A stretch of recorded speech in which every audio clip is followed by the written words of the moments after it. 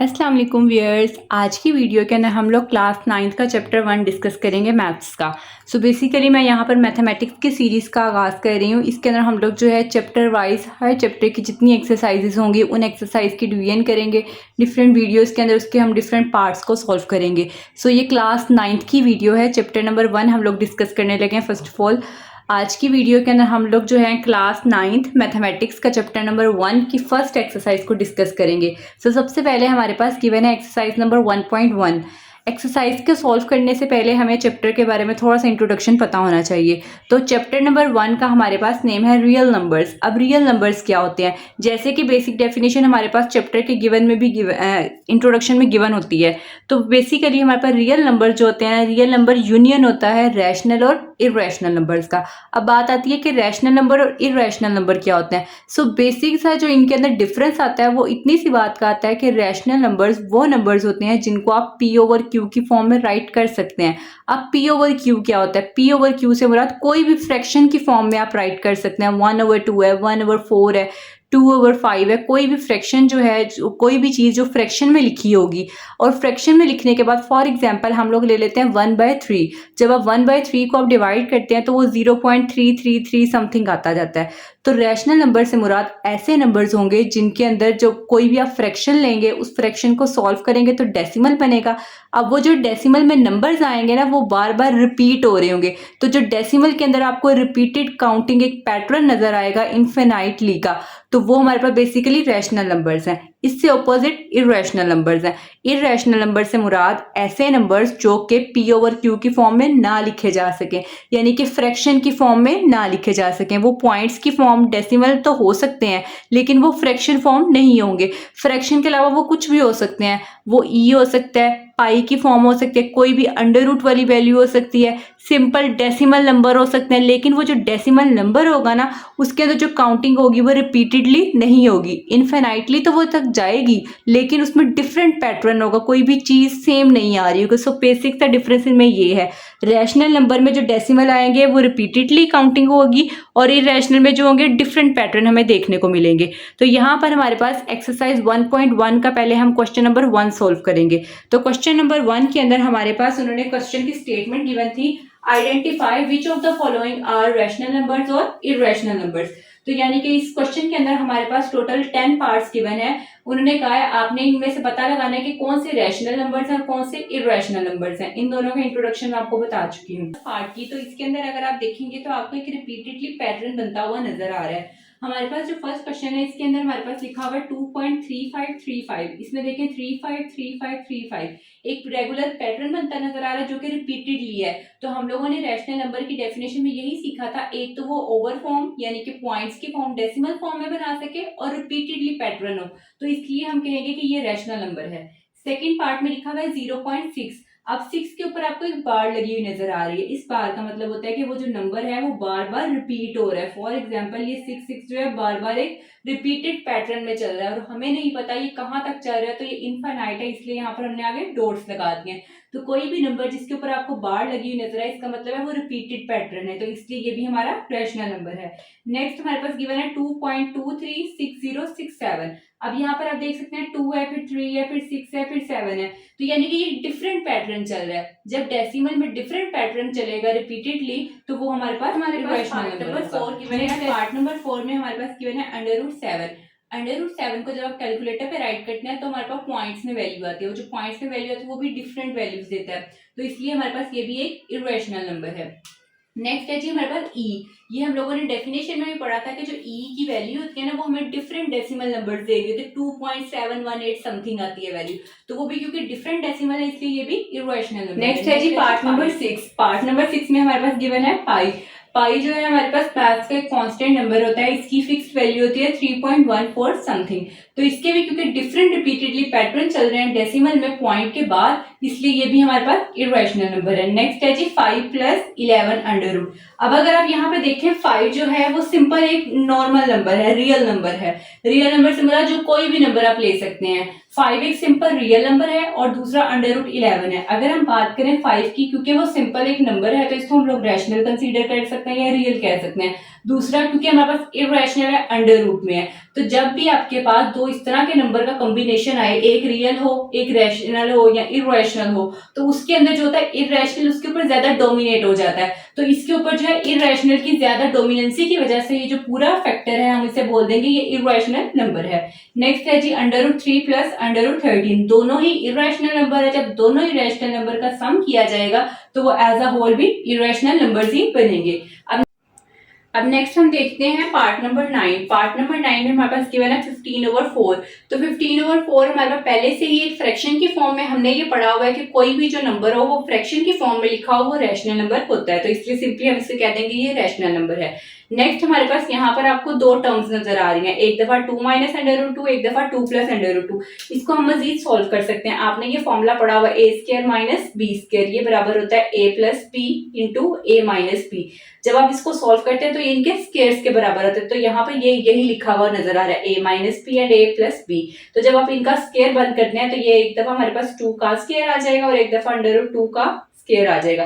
2 का स्क्वायर 4 होता है, ये इसके अंडर रूट से कैंसिल होकर 2 आ गया। तो ये क्या बनेगा 2। 2 के ऊपर में अगर हम 1 भी लिख दे तो वो इक्वल टू 2 ही आता है। तो इस लिहाज से हम लोग इसको कह सकते हैं कि ये हमारे पास रैशनल नंबर कंसीडर होगा पार्ट नंबर 10। तो ये हमारे पास क्वेश्चन नंबर 1 के 10 पार्ट थे। अब हम चलते हैं क्वेश्चन नंबर 2 की तरफ। की तरफ। तो क्वेश्चन नंबर 2 के अंदर हमारे पास 6 पार्ट्स गिवन है। उन तमाम 6 पार्ट्स के अंदर जो है हमारे पास उन्होंने कहा है कि इस नंबर को आपने नंबर लाइन के ऊपर रिप्रेजेंट करना है, बताना है कि कैसे कहाँ पर पॉइंट जो है लाई करता है। तो फर्स्ट हमारे पास गिवन था √2। √2 को जब आप कैलकुलेटर पे राइट करते हैं वो आता है 1.414 समथिंग, यानी कि ये आगे पॉइंट में फर्दर जाता रहता है। तो अब आपको पता है कि नंबर लाइन क्या होती है। नंबर लाइन एक स्ट्रेट लाइन होती है, उसके सेंटर में ओरिजिन यानी कि 0 होता है, उसकी राइट साइड पे सारी पॉजिटिव वैल्यूज और लेफ्ट पे सारी नेगेटिव वैल्यूज होती हैं। तो यहाँ पे मैंने प्लेस कर दिया सेंटर में 0, आगे 1 2 3 आप जहां तक मर्जी लगा सकते हैं, -1 -2 -3। राइट पे हमेशा याद रखिएगा प्लस वाली साइड्स आएंगी और लेफ्ट पे हमेशा नेगेटिव साइड्स आएंगी। अब √2, अब आपने याद रखना है कि इस एक्सरसाइज में ना जो √2 वाले उनको सॉल्व करने का थोड़ा सा तरीका मुख्तलिफ है। तो उसको अब हमने कैसे करना है, जब हम लोगों ने इसको सॉल्व किया कैलकुलेटर पे तो पॉइंट्स में आया 1.414। अब देख सकते हैं पॉइंट से पहले क्या आ रहा है 1। तो हम लोग सिंपली पहले क्या करेंगे 0 से 1 तक जाएंगे, यानी कि यहाँ तक हमारा 1 नंबर लाइन काउंट हो रहा है। ठीक है, अब इसके ऊपर आप अपनी d रख देंगे। d रख के 1 के ऊपर जो है ना, जब आप d रखेंगे इस 1 पे सेंटर d का रखेंगे तो जहां पे 90 डिग्री होगा ना आप वहां पर डॉट लगा देंगे और एक स्ट्रेट लाइन ड्रॉ कर देंगे, यानी कि यहाँ से एक स्ट्रेट लाइन। जैसे ही आप स्केल की मदद से यहाँ पे स्ट्रेट लाइन लगाएंगे आपको एक यहाँ पे राइट एंगल बनता नजर आएगा। उस पॉइंट से आपने 0 तक आना है। 0 तक आने से एक आपके पास एक ट्रायंगल मिल जाएगा। पहले आपने क्या किया, क्योंकि 1 से था 0 से 1 पर आए, 1 पर आपने डी रखी और 90 के यहाँ पर पॉइंट लगाते हुए एक स्ट्रेट लाइन ड्रॉ कर ली। उसके बाद यहाँ से स्केल रखकर आपने एक ट्रायंगल ड्रॉ कर लिया। आप देख सकते हैं यहाँ पर एक राइट एंगल ट्रायंगल बन गया है। अब उसके बाद आपने क्या लेना है, आपने जो है एक प्रकार लेनी है। उस प्रकार का जो डिस्टेंस होगा ना वो 0 से 1 आपने इतना काउंट करना है। जितना 0 से 1 का डिस्टेंस होगा उतनी आपने प्रकार को ओपन कर लेना है। उसके बाद आपने जितना अपने प्रकार का डिस्टेंस लिया था इस 1 पॉइंट पे रखना है और इधर से आपने कट लगाना है। जब आप इतना आपका डिस्टेंस होना चाहिए प्रकार का और इस 1 पॉइंट पे, क्योंकि 1 के बाद है, यहाँ पे रखकर आपने जो है यहाँ पर इसका कट लगाना है। पॉइंट 1 पे रखेंगे और कट लगाएंगे। जैसे ही आप कट लगाएंगे तो आपको जो है ना यहाँ पर डिस्टेंस कुछ इस तरह से मिलता हुआ नजर आएगा। जिस पॉइंट पर ये आके कट करेगी ना वो हमारे पास ये पॉइंट होगा। तो इस पॉइंट पर आकर हमारे पास 1.414 जो है लाई कर है। तो आप कह सकते हैं ये जो लाइन है वो √2 की है और ये जो पॉइंट हमें मिला है ये पॉइंट हमें मिला है 1.414 का। तो ये जो है हमारे पास इसकी नंबर लाइन रिप्रेजेंट हो गई। अब सेम प्रोसीजर हम लोग सेकंड पार्ट में भी यही वाला करेंगे। इसमें हमारे पास गिवन है √3। √3 को जब आप कैलकुलेटर पे सॉल्व करते हैं तो हमारे पास आ जाता है 1.732।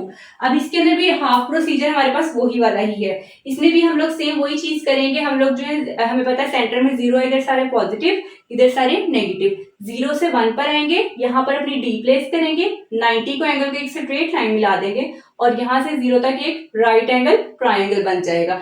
अब आपको पता है इतना हमारे पास √2 का था। अब आपने क्या करना है, इस पॉइंट पर आपने जो है दोबारा से डी रखनी है। जब आप इस पॉइंट पर डी दोबारा से रखेंगे, अब आपने क्या किया, आपने सब उसके बाद जब यहाँ पे √2 यहाँ तक हमारा √2 बन चुका था, अब आपने इस पॉइंट पर डी रखनी है और उसको इस एंगल में प्लेस करना है कि यहाँ से आपका जो है 90 का एंगल आपने डी को इस जगह से रखना है, यानी कि डी आपकी इस शेप में आपने रखनी है। जब आप रखेंगे यहाँ पर आपका पॉइंट होगा, उस पॉइंट को आपने इस जीरो से मिला देना है, जिस तरह आपने इसको इससे मिलाया था सेम एज इट इज आपने इसको इस तरह से मिला देना है। तो ये जो लाइन आएगी ना वो √3 की आएगी। अब आपने क्या करना है, जितना आपके पास ये डिस्टेंस था 0 से लेके 1 तक का, आपने दोबारा से अपनी जो प्रकार है उतनी ही ओपन करनी है 0 से 1 तक। हम 0 से लेके 1 तक प्रकार को अपनी ओपन करेंगे। उसके बाद अब इस पॉइंट पे रखने से आपका डिस्टेंस आया ना, यहाँ पर आपने कट किया था तो 1/3 को आपने मिला दिया। अब आपने क्या करना है, प्रकार को आपने दोबारा से इस पॉइंट पे रखना है और इस प्रकार को आपने रखते जितना आपका डिस्टेंस है इधर से आपने इसको कटिंग करते जाना है। जब आप इस पॉइंट पे रख के इसकी कटिंग करेंगे ना तो यहाँ पर हमारा जो कटिंग हुआ पॉइंट था वो कुछ इस तरह से मिलेगा, यानी कि यहाँ पर आकर मिलेगा। तो जब आप सही तरीके से इसको रजिस्टर पे पेंसिल और प्रकार डी का सही तरीके से इस्तेमाल करेंगे तो कट हमारा यहाँ पे लगेगा। तो ये जो वो पॉइंट है यहाँ पर हमारे पास मिल रहा है 1.732। तो ये हमारे पास इसकी नंबर लाइन इस तरीके से बन जाएगी। नेक्स्ट हम लोग चलते हैं पार्ट नंबर 3 की तरफ। पार्ट नंबर 3 में अगर आप देखेंगे तो यहाँ पे लिखा हुआ है 4/1/3। अब इसको जो है ना आपने डेसिमल के लिहाज से सॉल्व नहीं करना। अब यहाँ पे जो लिखा हुआ है ना आपने उसी लिहाज से इसको सॉल्व करना है। जो सबसे पहले 4 लिखा हुआ है वो आपको बता रहा है कि ये 4 वाले नंबर की तरफ आपने जाना है। जो ओवर में 3 है ये बता रहा है कि आपने उसके अंदर इतनी नंबर लाइंस लगानी है। और 1 जो है ऊपर वाला वो आपको ये बता रहा है कि उसके 1 नंबर पे जाना, उसका पहले पॉइंट पर जाना है। फॉर एग्जाम्पल स्टार्टिंग में 4 लिखा हुआ था तो हमारे पास ये नंबर लाइन थी, इधर सारे नेगेटिव हैं इधर सारे पॉजिटिव हैं। 0 सेंटर में था, पहले हम लोग 4 पे जाएंगे। 1 2 3 4 पे है, नीचे 3 था, इसका मतलब है हम लोग 3 लाइंस लगाएंगे 1 और 2। और जो थर्ड है ना वो अगले वाले की कंसीडर होती है। आपको ये बात पता है ना कि अगर हमने कोई पूरा नंबर लाइन या कोई ग्राफ भी बनाना होता है तो उसके अंदर हम लोग स्मॉल जो है 9 लाइंस लगाते हैं, तभी वो एक 10 बॉक्स कंसीडर होता है। तो इसी तरह यहाँ पर हमने इसको 3 बनाने के लिए 2 सेंटर में लाइन लगा ली और तीसरी अगले की कंसीडर होगी। अब यहाँ पे 1 पे लिखा हुआ है, यानी कि इसके जो पहला पॉइंट है वो ये वाला पॉइंट है जहां पर हमें 4/1/3 मिल रहा है। तो बस इसको हमने हाईलाइट कर देना है कि ये वो पॉइंट है जिसमें हमें 4/1/3 मिल गया। अब नेक्स्ट अगर हम बात करें पार्ट नंबर 4 की, अगर हम नेक्स्ट बात करें पार्ट नंबर 4 में हमारे पास गिवन है -2 1/7। अब क्योंकि माइनस में है तो हम जानते हैं कि लेफ्ट साइड पे सारे माइनस में आएंगे। तो अब यहाँ पर हम लोग लेफ्ट की तरफ चलेंगे, -1 -2 की तरफ जाना है। अब हम लोग -2 ओवर में कितना लिखा हुआ है 7, तो इसका मतलब है हम यहाँ पर 6 लाइन ड्रॉ करेंगे 1 2 3 4 5 एंड 6 और जो 7 है वो अगले वाले की कंसीडर होगी।